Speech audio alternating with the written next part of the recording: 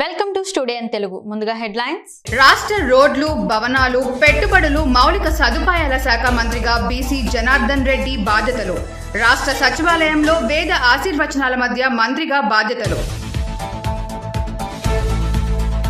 ప్రభుత్వానికి మంచి పేరు తీసుకువచ్చేలా ప్రజలకు మెరుగైన సేవలు. రెవెన్యూ శాఖ అధికారులు ప్రత్యేక శ్రద్ధ చూపాలని అనగాని సత్యప్రసాద్ ఆదేశం. ఏపీలో వైసీపీ అక్రమ అనుమతులు లేని కార్యాలయాలు తొలగింపులో వైసీపీది అనవసర రాద్ధాంతమని చెమర్తి జగన్మోహన్ రాజు ఆరోపణ. ఇక డీటెయిల్స్ చూస్తే అంతర్జాతీయ డ్రగ్స్ వ్యతిరేక దినోత్సవం సందర్భంగా పశ్చిమ గోదావరి జిల్లా ఎస్పీ ఆదేశాల మేరకు Tanuku town police station CA M Nagaraju ఆధ్వర్యంలో తణుకు పాలిటెక్నిక్ కే కాలేజ్ నుండి వెంకటేశ్వర థియేటర్ సెంటర్ వరకు ర్యాలీగా వెళ్లారు.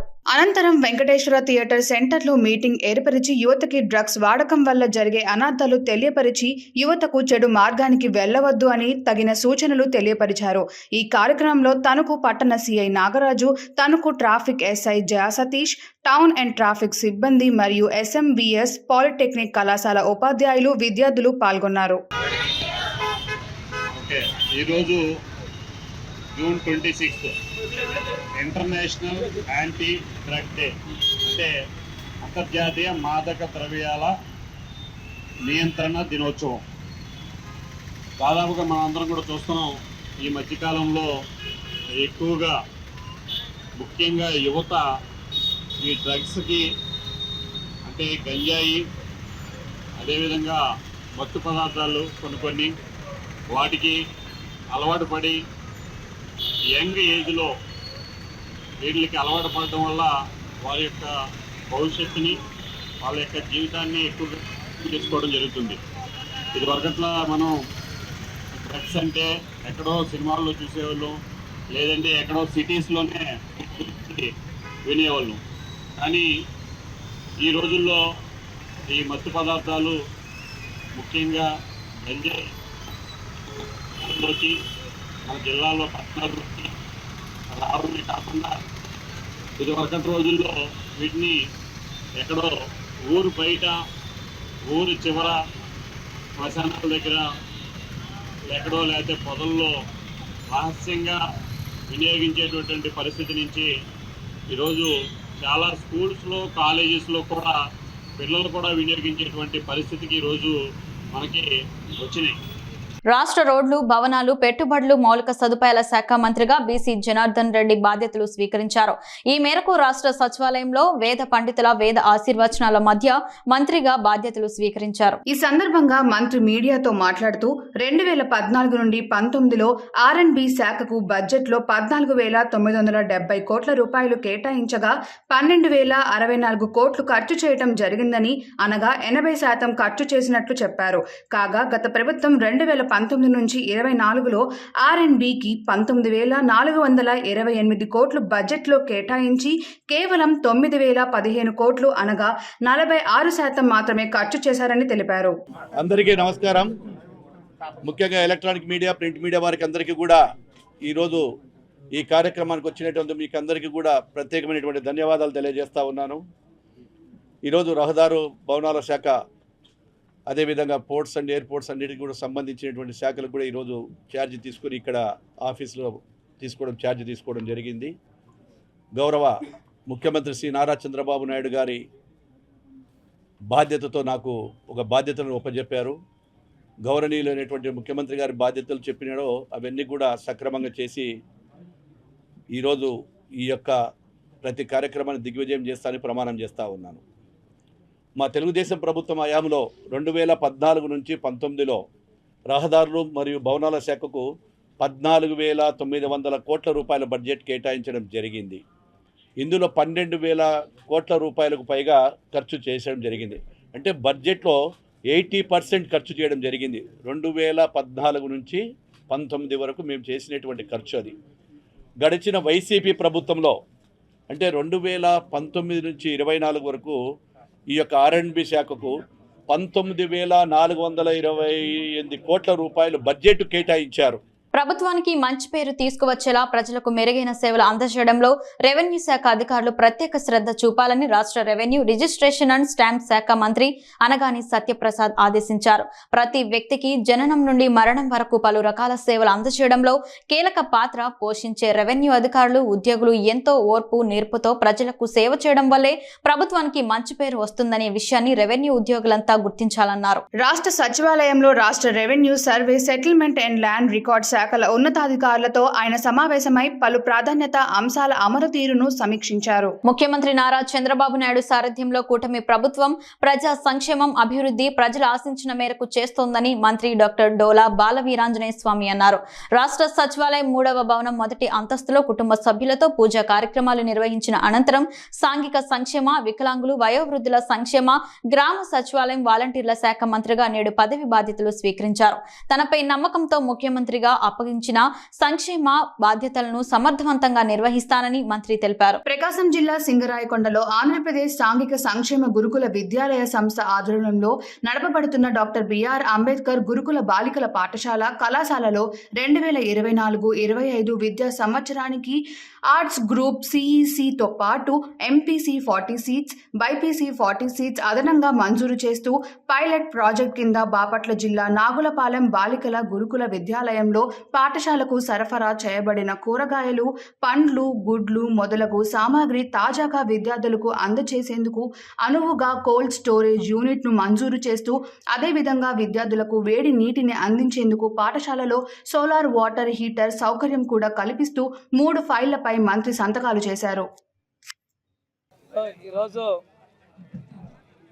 సచివాలయం 3వ బ్లాక్లో సాంఘిక సంక్షేమ శాఖ మరియు డిజేబుల్డ్ గ్రామ వార్డు సచివాలయ శాఖ మంత్రులుగా బాధ్యతలు తీసుకొచ్చుకోవడం చాలా సంతోషంగా ఉంది. మా ముఖ్యమంత్రి వర్యులు శ్రీ నారా చంద్రబాబు నాయుడు గారు నా మీద ఉంచినటువంటి బాధ్యతల్ని సమర్థవంతంగా నిర్వహించి ఏదైతే నా శాఖలో చాలామందికి ప్రభుత్వం నుంచి అవసరాలు ఉన్నాయి, వీళ్ళందరికీ కూడా సేవ చేసే విధంగా ప్రభుత్వం యొక్క స్టాండర్డ్స్ ప్రకారం వాళ్ళందరికీ కూడా అన్నీ అందించే విధంగా చర్యలు చేపడతామని చెప్పి తెలియజేసుకుంటూ ఈరోజు మొదటిగా 3 సంతకాలు సోషల్ వెల్ఫేర్ డిపార్ట్మెంట్లో, అదేవిధంగా డిజేబుల్డ్ డిపార్ట్మెంట్ నుంచి ఒకటి ఈరోజు నేను సిగ్నేచర్ చేయడం జరిగింది. ఒక ముఖ్య విషయం ఏంటంటే 2014-19 ముందు తెలుగుదేశం ప్రభుత్వంలో నారా చంద్రబాబు నాయుడు గారు ముఖ్యమంత్రిగా ఉన్నప్పుడు కొన్ని గురుకుల పాఠశాలలో అదనంగా సీట్లు ఇవ్వడం జరిగింది. గత ప్రభుత్వంలో జగన్మోహన్ రెడ్డి ముఖ్యమంత్రిగా ఉన్నప్పుడు ఈ గురుకుల పాఠశాలలో సీట్లు రద్దు చేశారు. ఇది రాష్ట్ర వ్యాప్తంగా సుమారు 1600 వరకు ఉన్నాయి. మన అధికారుల దగ్గర కూడా ఇంకా స్టాటిస్టిక్స్ కలెక్ట్ చేయాల్సిన అవసరం ఉంది. మా నియోజకవర్గంలోని సింగరాయకొండ డాక్టర్ బిఆర్ అంబేద్కర్ గురుకుల పాఠశాలలో 2020లో బైపీసీలో 40, ఎంపీసీలో 40, 80 సీట్లు రద్దు చేశారు.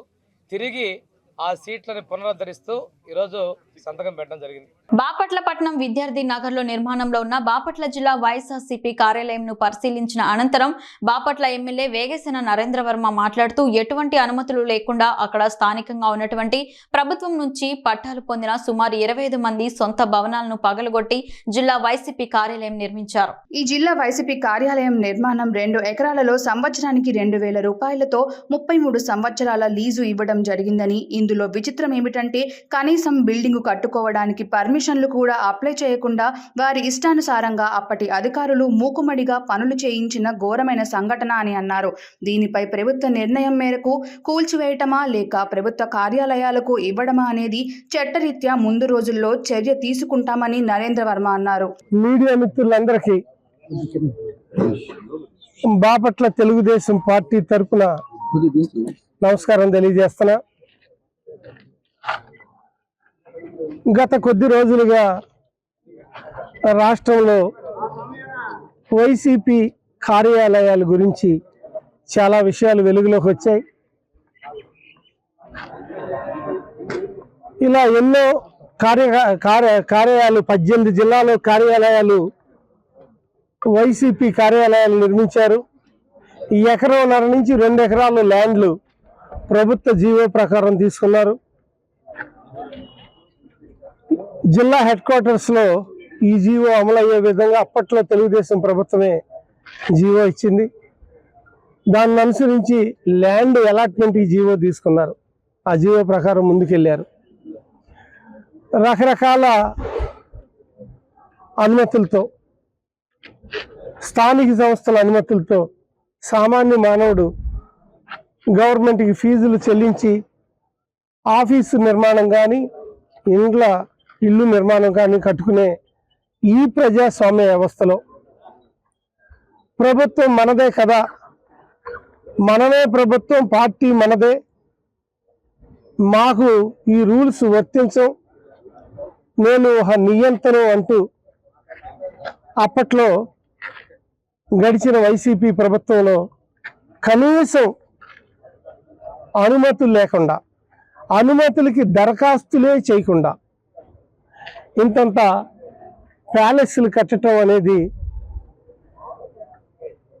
చాలా విచిత్రమైన పరిస్థితి. ఒకటి కాదు, రెండు కాదు, 18 జిల్లాల్లో కార్యాలయాలు. ఒక్క ప్రకాశం జిల్లాలో కార్యాలయానికి తప్పించి ఏ కార్యాలయానికి అనుమతులు లేవు, ప్రభుత్వానికి ఫీజు లేవు. సుమారుగా 550-600 కోట్లతో నిర్మించిన ఈ కార్యాలయాలకు ఏ అనుమతులు లేకుండా పార్టీ గుర్తులతో ఒక ప్యాలెస్ లాంటి భవనాలు కట్టడం అనేది చాలా ఆశ్చర్యం. ప్రత్తిపాడు నియోజకవర్గం వట్టిచెరుకూరు మండలం గారపాడు ఎస్సీ కాలనీలో వైసీపీ నేతల దాడులలో గాయపడ్డ బాధితులను ఎమ్మెల్యే బుర్లా రామాంజనేయులు టీడీపీ నేతలు పరామర్శించారు. గ్రామీణ ప్రాంతాల్లో టీడీపీ శ్రేణులపై వైసీపీ నేతల అరాచకాలు మితిమీరిపోతున్నాయని ఆవేదన వ్యక్తం చేశారు. టీడీపీ కార్యకర్తలపై దాడులకు పాల్పడిన వారిని తక్షణమే అదుపులోకి తీసుకొని కఠిన చర్యలు తీసుకోవాలని ఎస్పీ తుషార్ దూడిని ఎమ్మెల్యే బుర్లా రామాంజనేయులు సూచించారు. శాంతి భద్రతలు కాపాడుతూ లా అండ్ ఆర్డర్ను అదుపులో చేసేలా చర్యలు తీసుకోవాలని ఎమ్మెల్యే కోరారు. మంగళవారం రాత్రి మూకుముడిగా వైసీపీ వర్గాలు చేసిన ఈ దాడిలో 7గురికి తీవ్ర గాయాలు అయ్యాయి. తీవ్రంగా గాయాలు పాలైన వారిని గుంటూరు ప్రభుత్వ ఆసుపత్రికి తరలించి అధికారులు చికిత్స అందిస్తున్నారు.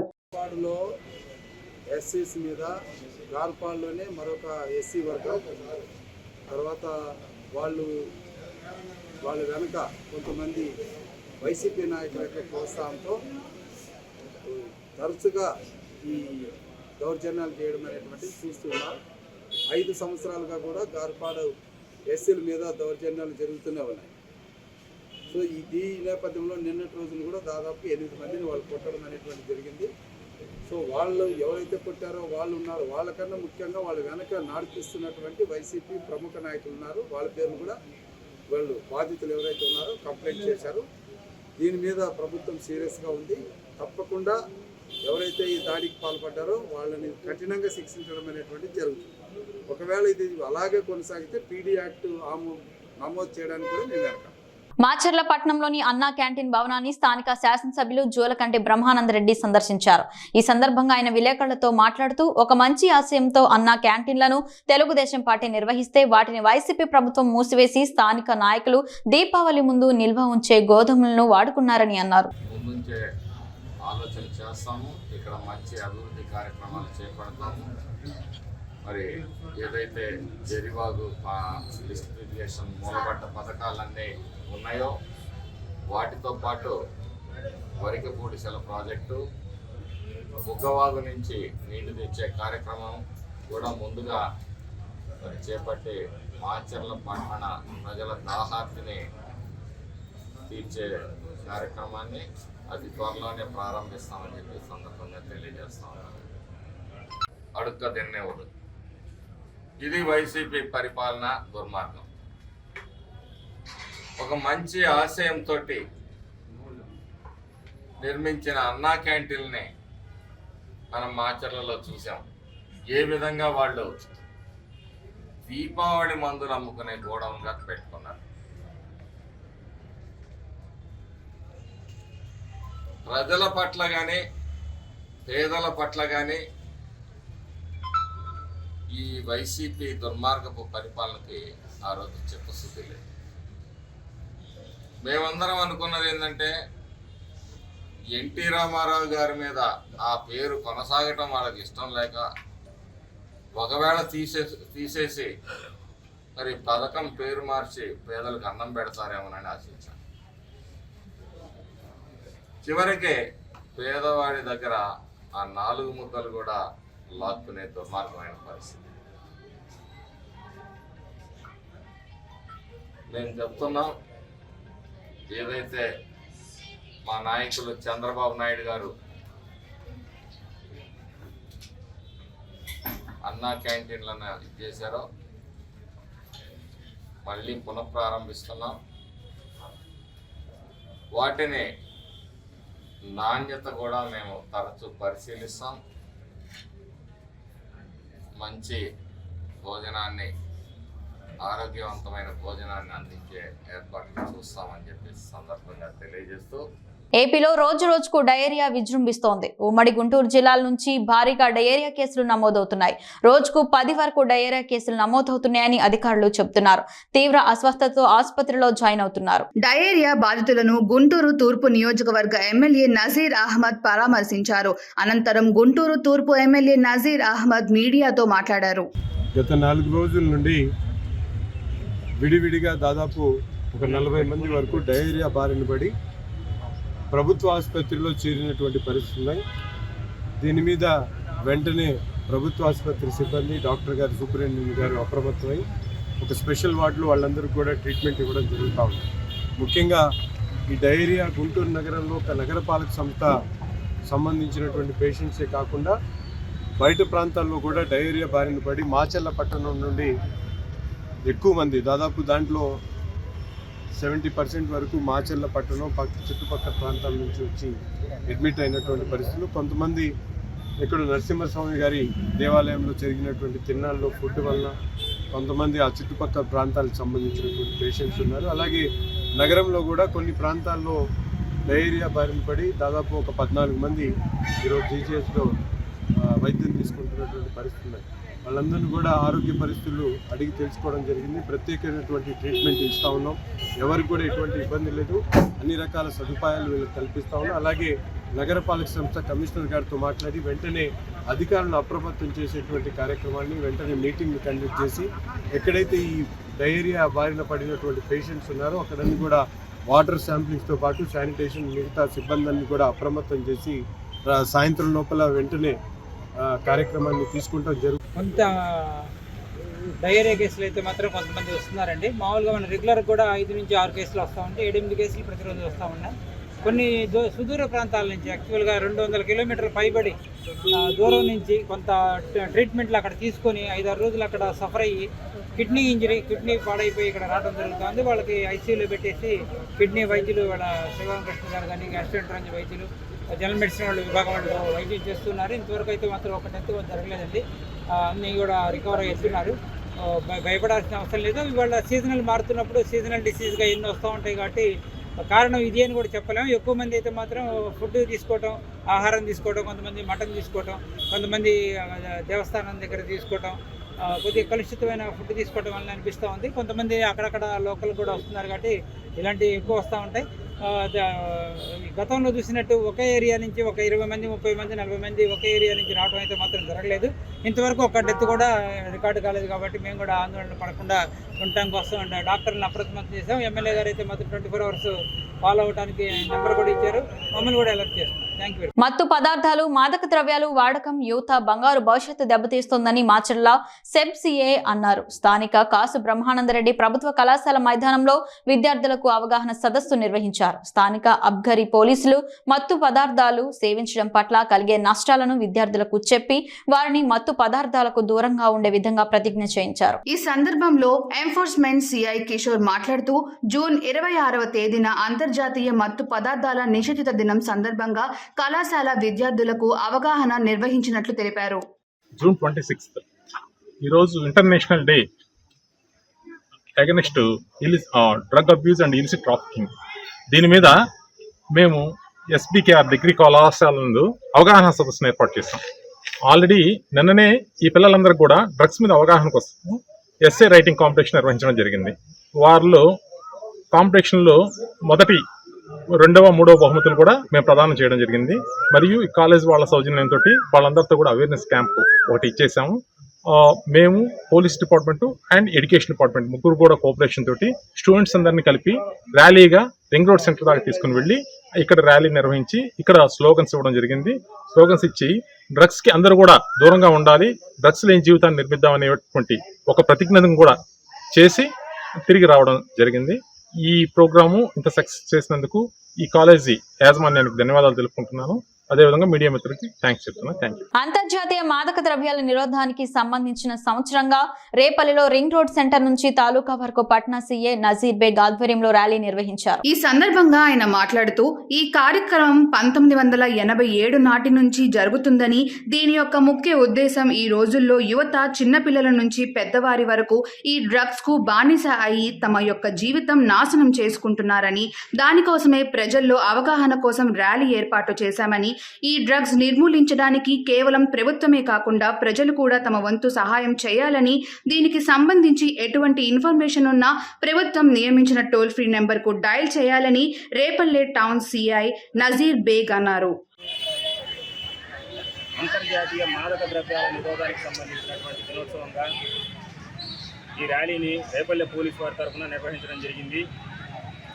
ఈ ప్రోగ్రాము 1987 నుంచి ప్రతి సంవత్సరం కూడా జరుపుకోవడం జరుగుతూ ఉంది. ఇదే విధంగా దీని యొక్క ముఖ్య ఉద్దేశం ఏమిటంటే, ఈరోజు యువత ఎంతోమంది చిన్నపిల్లల నుంచి పెద్దవాళ్ళ వరకు అందరూ కూడా ఈ డ్రగ్స్కి బానిసలైపోయి వాటి యొక్క జీవితాన్ని చిన్నాభిన్నం చేసుకుంటున్నారు. దీన్ని నిరోధించడం కోసమే ఈ ప్రజల్లో అవగాహన కల్పించడం కోసం ఈ ర్యాలీని నిర్వహించడం జరుగుతూ ఉంది. ఈ డ్రగ్స్ అనేటటువంటివి నిర్మూలించడానికి అంటే కేవలం ప్రభుత్వం ఒకటే కాదు, సంస్థలు పనిచేయాలి, కుటుంబాలు పనిచేయాలి, వ్యక్తులు పనిచేయాలి. దీనికి సంబంధించి ఏ ఇన్ఫర్మేషన్ ఉన్నప్పటికీ కూడా ప్రభుత్వం తెలిపినటువంటి టోల్ ఫ్రీ నెంబర్ 14500 అనే నెంబర్కి ఫోన్ చేసి ఏ విధమైనటువంటి ఇన్ఫర్మేషన్ ఉన్నా కూడా తెలియపరచాల్సిందిగా కోరుకుంటున్నాను. ఎక్సైజ్ పోలీసుల ఆధ్వర్యంలో పల్నాడు బస్టాండ్ నుండి స్థానిక మల్లమ్మ సెంటర్ వరకు విద్యార్థుల యాంటీ డ్రగ్స్ డే అవగాహన ర్యాలీ నిర్వహించారు. తెలిసి తెలియని వయసుల్లో డ్రగ్స్ కి అలవాటుపడి యువత జీవితాలను నాశనం చేసుకుంటుంది. డ్రగ్స్ వద్దు, జీవితం ముద్దు నినాదంతో అవగాహన ర్యాలీ నిర్వహించారు. ప్రపంచవ్యాప్తంగా ఒకసారి అలవాటు పడితే అందులో నుంచి బయటకు రావడం చాలా కష్టం. డ్రగ్స్ కి దూరంగా ఉండండి, జీవితాలను కాపాడుకోండి అని అధికారులు పిలుపునిచ్చారు. ఈరోజు అంతర్జాతీయ మాదక ద్రవ్యాల దుర్వినియోగము మరియు అక్రమ రవాణా వ్యతిరేక దినోత్సవము జూన్ 26. ఇది ఐక్యరాజ్య సమితిలో 1987 సంవత్సరము 42/112 రెజల్యూషన్ ద్వారా మొత్తము ప్రపంచాన్ని మాదక ద్రవ్యాల రహిత దినోత్సవంగా మార్చుకోవాలనే ఉద్దేశంతో జూన్ 26వ తేదీన వచ్చేసి ఈ యాంటీ డ్రగ్స్ డేగా తీర్మానించారు. 89 జూన్ 26వ తేదీ నుండి కూడా ఇది ప్రతి సంవత్సరం నిర్వహించబడుతుంది. ఇందులో భాగంగా మేము ర్యాలీస్, సెమినార్స్, మానవహారాలు కండక్ట్ చేస్తున్నాము. ముఖ్యంగా వచ్చేసి కాలేజీ పిల్లలు వచ్చేసి 15 సంవత్సరాలు దాటిన తర్వాత కాలేజీకి వెళ్తారు కాబట్టి అక్కడ కొంతమంది ఈ ముఠాలుగా ఏర్పడి అతి తక్కువ సమయంలో అతి ఎక్కువ డబ్బులు సంపాదించాలనే దుర్బుద్ధితో ఈ పిల్లలు వచ్చేసి యూత్ కాబట్టి మంచి యుక్త వయసులో ఉంటారు కాబట్టి వాళ్ళని సరదాగా సిగరెట్ రూపంలో అలవాటు చేస్తూ లేదా గంజాయి పొడి రూపంలో అలవాటు చేస్తున్నారు. పోలీసులు ఎక్సైజ్ శాఖ ఆధ్వర్యంలో సత్తెనపల్లి పట్టణంలో ర్యాలీ నిర్వహించారు. గవర్నమెంట్ జూనియర్ కాలేజ్ నుండి రైల్వే స్టేషన్ వరకు సాగిన విద్యార్థుల యాంటీ డ్రగ్స్ డే అవగాహన ర్యాలీ నిర్వహించారు. డిఎస్పీ గురునాథ్ బాబు మాట్లాడుతూ డ్రగ్స్ ఆనవాళ్లు ఎక్కడ దొరికినా సీజ్ చేస్తాం, గంజాయి రహిత సమాజం చేసే విధంగా కృషి చేస్తాం. గంజాయికి ఒకసారి అలవాటు పడితే అందులో నుంచి బయటకు రావడం చాలా కష్టం. తెలిసి తెలియని వయసుల్లో డ్రగ్స్ కి అలవాటు పడి యువత జీవితాలను నాశనం చేసుకుంటుంది. డ్రగ్స్ కి దూరంగా ఉండండి, జీవితాలను కాపాడుకోండి అని అన్నారు. ఇక్కడ గంజాయి సరఫరా ఎక్కువగా ఉందని చెప్పి మనకు ఇవి ఉన్నాయి, కంప్లైంట్లు ఉన్నాయి. వాటి మీద మేము కూడా వాటి దృష్టి సారించి గంజాయి సప్లై జరగకుండా తర్వాత దాన్ని ఎవరు కూడా కన్జ్యూమ్ చేయకుండా చర్యలు తీసుకుంటామని చెప్పి ఈ విధంగా మేము కూడా ప్రయత్నం చేయడం జరిగింది. అదేవిధంగా మేము దానికి తగిన కృషి చేసి ఈ డ్రగ్స్ యాంటీ డ్రగ్స్ సొసైటీ కోసం ప్రయత్నిస్తామని చెప్పి కాకినాడ జిల్లా ప్రత్తిపాడు నియోజకవర్గంలో ఇటీవల జరిగిన సార్వత్రిక ఎన్నికల్లో తన సమీప ప్రత్యర్థి వరుసకు తాతయ్యపై 38,000 పైచిలుకు ఓట్లతో గెలుపొంది ఎమ్మెల్యేగా ప్రమాణ స్వీకారం అనంతరం మొట్టమొదటిసారిగా నియోజకవర్గానికి వస్తున్న వరుపుల సత్యప్రభకు ఘన స్వాగతం లభించింది. తొలుత ఎర్రవరంలో గల ప్రసన్నాంజనేయ స్వామి వారి ఆలయంలో ప్రత్యేక పూజల అనంతరం విజయోత్సవ ర్యాలీ ప్రారంభమైంది.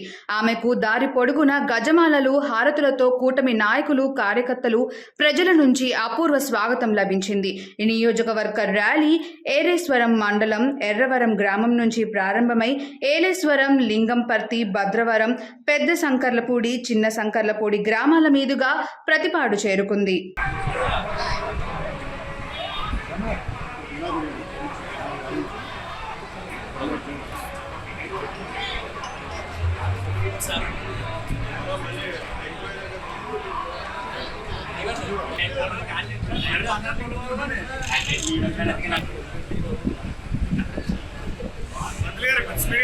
అలాగే సార్.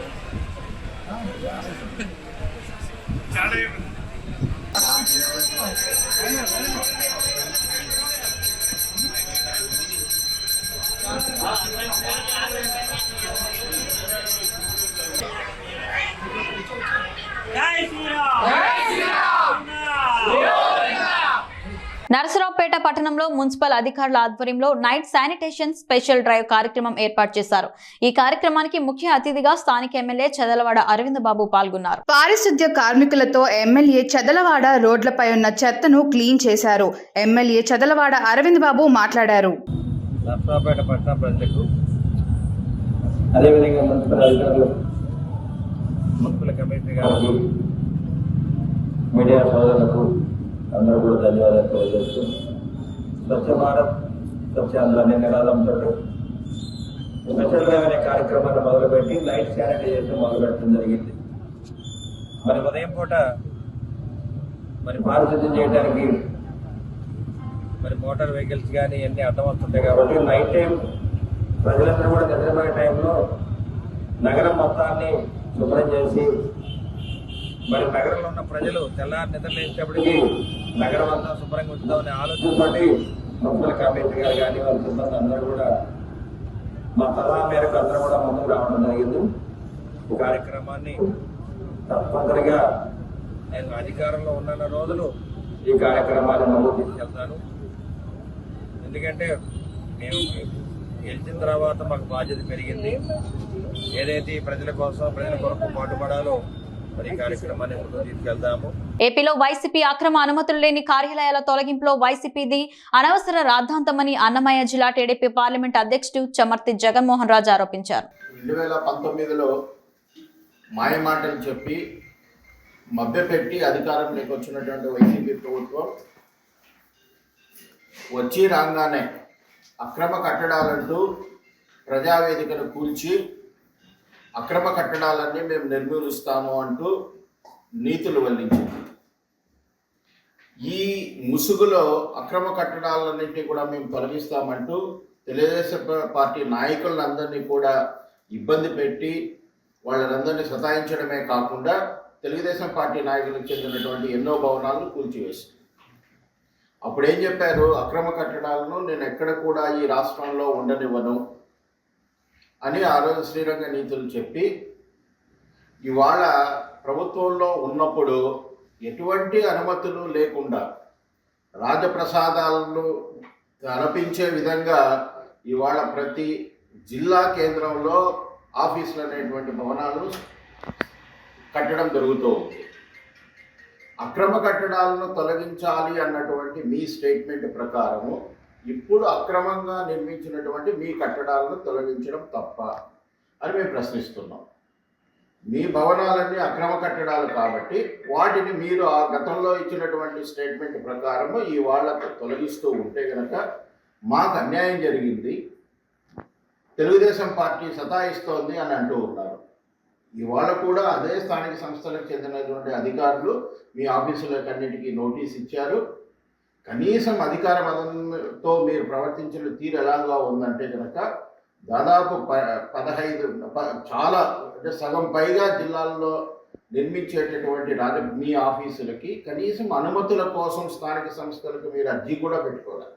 వార్తలు ముగించే ముందు హెడ్లైన్స్ మరోసారి. రాష్ట్ర రోడ్లు, భవనాలు, పెట్టుబడులు, మౌలిక సదుపాయాల శాఖ మంత్రిగా బీసీ జనార్దన్ రెడ్డి బాధ్యతలు. రాష్ట్ర సచివాలయంలో వేద ఆశీర్వచనాల మధ్య మంత్రిగా బాధ్యతలు. ప్రభుత్వానికి మంచి పేరు తీసుకువచ్చేలా ప్రజలకు మెరుగైన సేవలు.